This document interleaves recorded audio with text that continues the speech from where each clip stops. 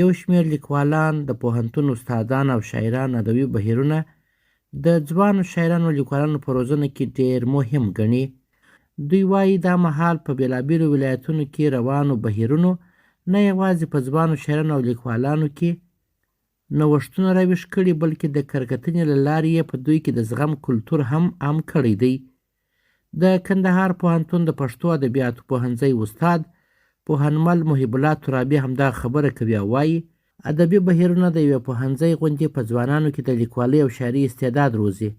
ترڅنګ یې د کره-کتنې د زغم او د سټیج پر سر د وینا کولو فن هم ورپیاوړی کوي. ګوره د بهیرونو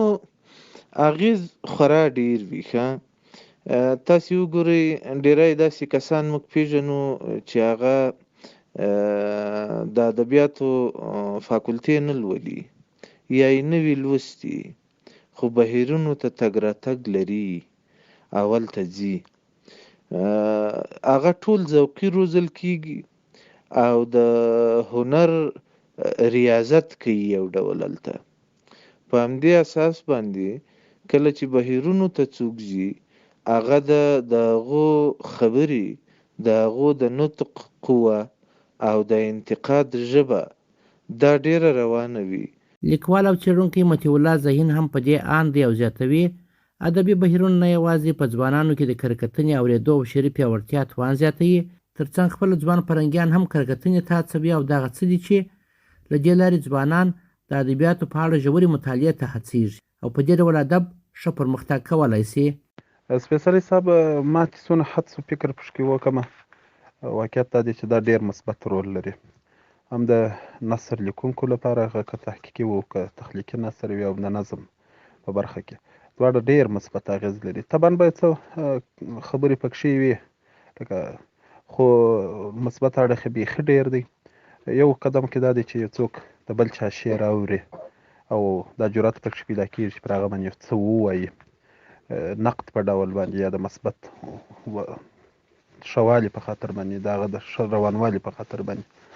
ځوان شاعر او لیکوال خلیل احمد څارن چې د ادبي بهیرونو فعال غړی دی هم په دې آند دی او وایي په ادبي بهیرونو کې ځکه ځوانان ورځ تر بلې وده کوي چې یو شمېر استادان د ادب پر بېلابېلو صنفونو لیکچرونه وړاندې کوي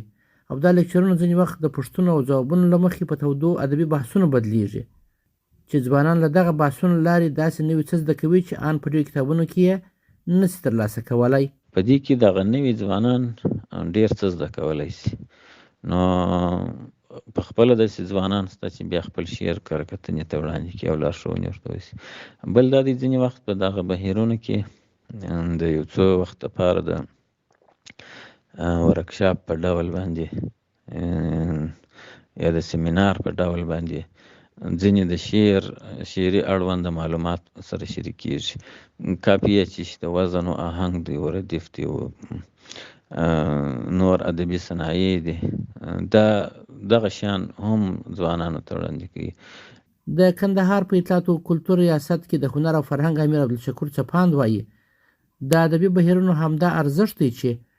آن د کندهار ښار ترڅنګ یې په سپین بولدک او ځینو نورو ولسوالیو کې د ځوانو شاعرانو او لیکوالانو د راغونډېدو لپاره زمینه چمتو کړې ده. څپاند وایي د خپله وسه یې د ځوانو شاعرانو او لیکوالانو د ملاتړ لپاره کار کړی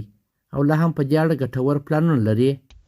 یو بهیر ته چې کندهار ادبي بهیر دی هغوی ته د لې په ریاست کې ځای هم ورکړی دی چې هفتواري د پنجشنبې په ورځ باندې هفتواري مشاعرې کوي چې د ولسوالیو په شمول زیات شمېر شاعران د لې راځي او په دغه لوی بهیر لوی کندهار ادبي بهیر مشاعره کې ګډون ورسره کوي. تقریبا په تخمیني ډول باندې که ووایو چې په بهیر کې تر 10 یا 15 حتی ځینې وخت تر 50 کسان، بعض ځینې وخت چې غونډې تر 50 هم ډېر وي، که په اوسط ډول ووایو تر 40-50 شاعران په بهیر کې ګډون کوي. ادبپال او کلتورپال قلموال وایي د ادبي بهیرونو له لارې دا شاعران او لیکوالان ټولنې ته وړاندې شوي دي چې په ادبي ډګر کې د ښه نوم او نښان خاوندان دي. دوی له چارواکو غواړي چې په دې لار کې ډېرې هلې ځلې وکړي او خپله د بهیرونو سمبالونکو ته هم ښایي چې ځینې دودیزې ورځې د قلموالو تلینونه او د زوکړې ورځې په ګډه ولمانځي تر څو په ځوانانو کې د ادب د غوړېدا ترڅنګ د یووالي او اتفاق جذبه لا هم پیاوړې او غښتلې سي.